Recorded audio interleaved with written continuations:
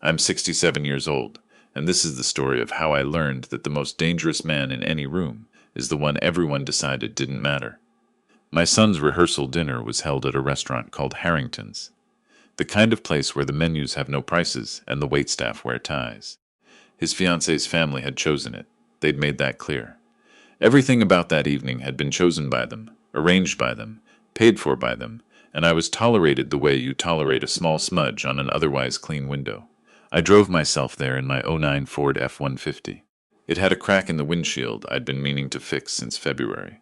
I wore my good sport coat, the dark navy one I bought at Kohl's for my brother's funeral 12 years ago. It still fit. I figured that was enough. It wasn't enough for them. I found my son near the bar, looking the way he always looked around her family. Slightly too straight, slightly too eager. Like a man performing a version of himself he thought they'd prefer. He'd cleaned up well. New suit, new haircut, new watch I didn't recognize. He was 34 years old, and he looked like a stranger wearing my son's face. His fiance's father, I'll call him her father, was the kind of man who laughed at his own jokes half a second before he finished telling them. He was a commercial real estate developer in the Charlotte area. New money dressed up as old money. He had the handshake of someone who had read a book about handshakes. When my son introduced me, her father looked at my jacket, then at my boots. I'd worn the clean pair, the ones without the mud, and something moved behind his eyes. Not cruelty exactly, more like relief.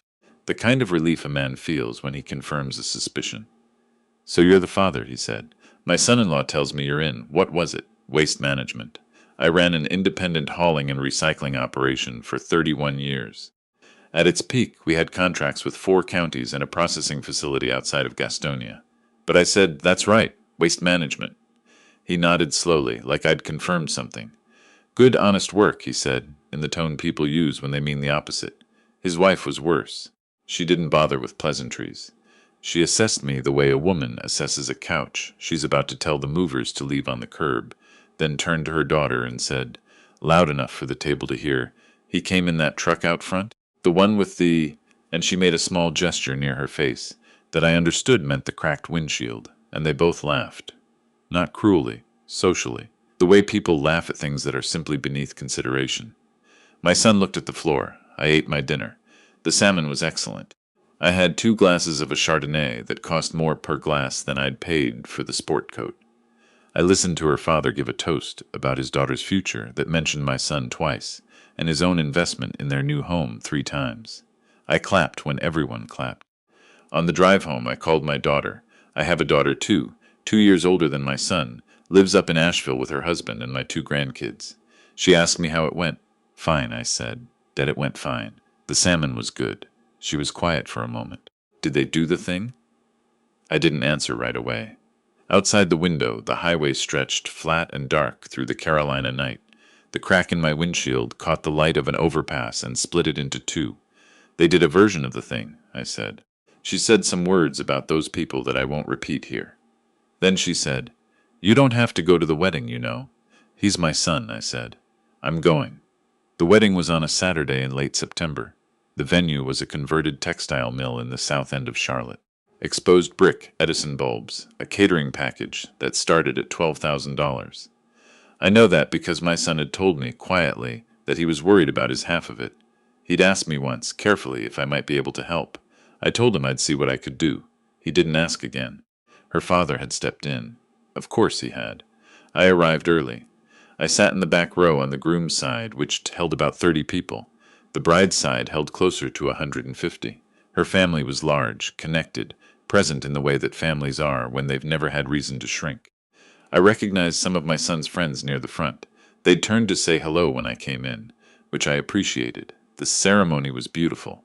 I'm not too proud to say I cried a little. My son looked genuinely happy standing up there. Not the performed version I'd seen at the rehearsal dinner, but something real, something lit from underneath. Whatever I thought about her family, she made him look like that. I gave her credit for it. The reception was where it happened.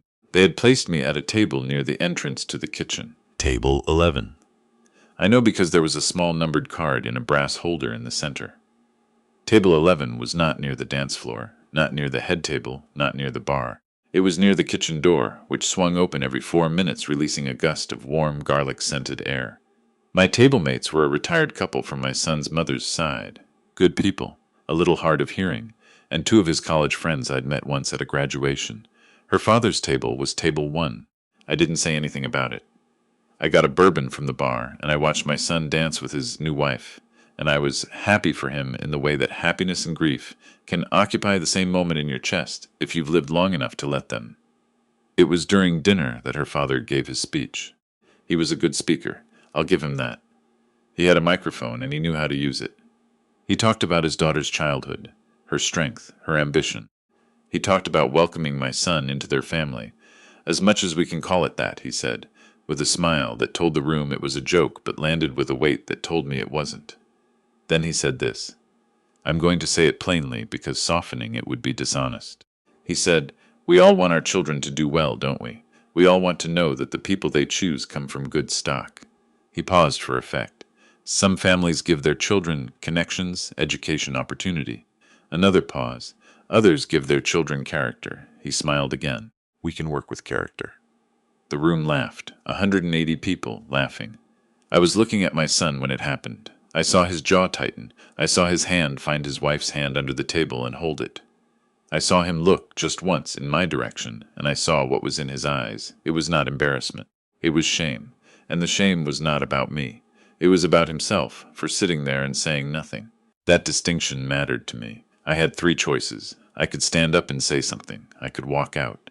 Or I could sit there with my bourbon and be exactly what he thought I was. I chose the third option. But I chose it differently than he expected. I smiled, broadly. I raised my glass slightly in his direction. A toast. He blinked, confused, then turned back to the microphone. That smile cost me something, but I knew something he didn't, and knowing it made the cost easier to carry.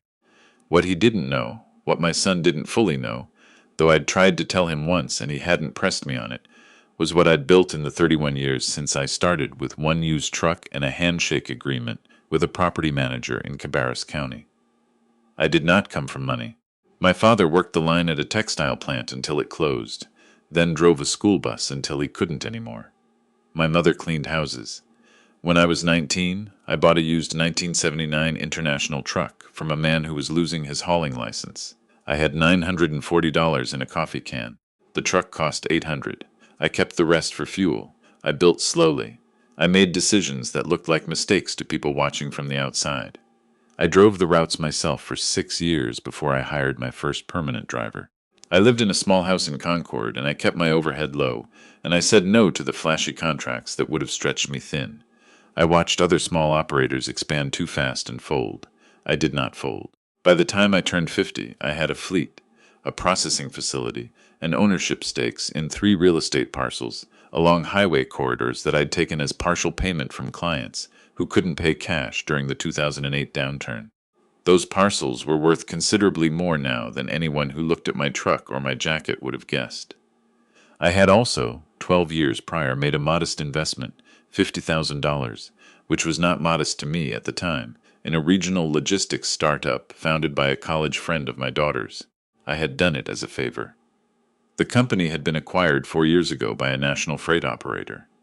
The acquisition terms were structured with a 5-year earn-out clause. That clause had matured 8 months before my son's wedding. I mention this not to impress you. I mention this because when her father said what he said about good stock and connections and families who give their children opportunities, he was describing someone who had an extremely inaccurate picture of the table near the kitchen door. My net worth, at the time of the wedding, was just under $9 million. I had never told my son the full number. I'd told him I was comfortable. I'd told him the business had done well. He knew about the fleet, the facility. He did not know about the parcels, and he did not know about the logistics investment, because by the time that paid out, we had fallen into the period where we didn't talk about money directly.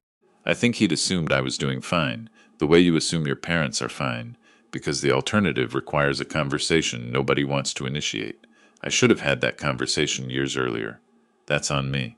But standing in that room, sitting at table 11, to be specific, I made a decision.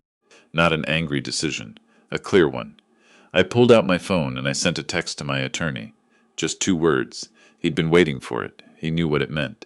We'd discussed it 3 months earlier, when I'd first gotten a sense of what kind of family my son was marrying into. The following is what happened over the next 6 weeks. My son called me the Monday after the wedding. He was apologetic in the way young people are when they're apologizing on behalf of someone else's behavior, circling around it, blaming the open bar, calling his father-in-law, a lot to take sometimes. I let him talk. I told him the salmon had been excellent and that I'd had a good time. He sounded relieved in a way that made me a little sad. On the 3rd week after the wedding, my attorney filed the paperwork to establish the Caldwell Family Trust. I'm using a different name here for privacy reasons, but the structure was straightforward. The trust held my real estate parcels, my remaining stake in the recycling operation, and the liquid assets from the logistics earnout. My daughter was named co-trustee. My son was named a full beneficiary. On the 4th week, I drove to Charlotte, and I had lunch with my son at a diner near his office. His choice, a good sign, meant he wasn't trying to impress me. I brought a folder. Inside the folder was a 1-page summary of the trust's assets. I slid it across the table while he was looking at the menu. He looked at it for a long time without speaking. Then he said, "Dad, just that." "I should have told you sooner," I said. "I'm telling you now." He looked up at me. "The truck, the jacket." He stopped. "The truck runs fine," I said. "The jacket fits." He looked back down at the paper. I watched him add the numbers.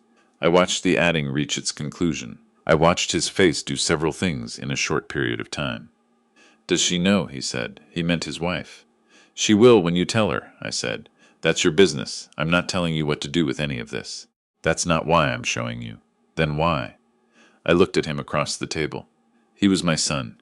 He had his mother's eyes and my stubbornness and a way of holding himself when he was uncertain that I recognized because I'd seen it in my own mirror at his age. "Because I watched you at that wedding," I said, "and I need you to understand something. Not about the money. About what happened in that room." He was quiet. "You sat there," I said, when he said what he said. "You sat there and you held her hand and you didn't say a word. And I know why you didn't. You didn't because you'd decided that silence was kindness, keeping the peace, not making a scene." I took a sip of my coffee. But what it looked like from table 11 was a man who had accepted someone else's valuation of his father. And I need you to know that wasn't acceptable to me, not the insult, the acceptance. He opened his mouth. "I'm not angry," I said. "I'm telling you, because you're my son and I love you, that no amount of money in that folder changes what I needed to see from you in that room." We sat with that for a minute. Then he said, "What would you have done?" "I don't know," I said honestly. "But I would have done something." He nodded. He looked at the paper again. He said, "He's going to lose his mind. That's not my concern. It's going to be a whole thing, probably. He thinks you drive a garbage truck." "I do sometimes," I said, "when we're short-staffed." My son laughed. It started small, and then it got away from him, and he had to put his hand over his mouth in the middle of this diner. People looked over. I didn't mind. I'll tell you how the rest of it went, briefly, because the details belong to my son and his wife to sort out in whatever way they need to. Her father found out through his daughter, who had spent an evening going through the trust documentation my son showed her. I'm told his first response was disbelief, that there had to be an error, or an exaggeration, or some explanation rooted in debt or liability that would reduce the number to something more consistent with his assessment of Table 11. His second response, once his own attorney had reviewed the structure, was a rapid and thorough recalculation of his position. He called me. I let it go to voicemail. He left a message in which he described me as a remarkable man and expressed a wish that we'd had more opportunity to really connect at the wedding. I did not return the call. I'm not cruel, but I'm not interested in convenience friendships built on revised spreadsheets. If he'd sat down with me at that rehearsal dinner and asked me a real question about the work, about the roots, about what it took to build something from a used truck and $900, I would have talked with him all night. That's the conversation he chose not to have. That's not a door I need to reopen. What I am interested in is what happened 3 months after the lunch at the diner. My son called me on a Tuesday evening. He said he had something to tell me, and there was a quality to his voice I hadn't heard in years, a steadiness and absence of that performed eagerness. He told me that at a dinner with his wife's family the previous weekend, her father had made a comment, a minor one aimed at my son's career choice. He was an environmental compliance consultant, a field her father had never fully respected. And my son had looked at him across the table and said, clearly without raising his voice, I'd appreciate it if we kept those comments to ourselves. The table had gone quiet.